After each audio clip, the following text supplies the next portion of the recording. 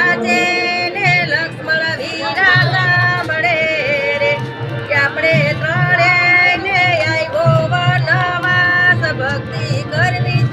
અધૂરી નવ મેલવી રે રામ વનમાં ઉતારા નહીં મળે રે પિયા સાચા લાજુ પડી રે હોય ભક્તિ કરવી અધૂરી નવ મેલવી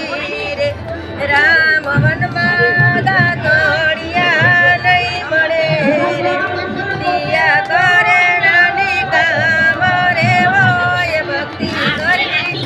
અધૂરી નવ મેલવી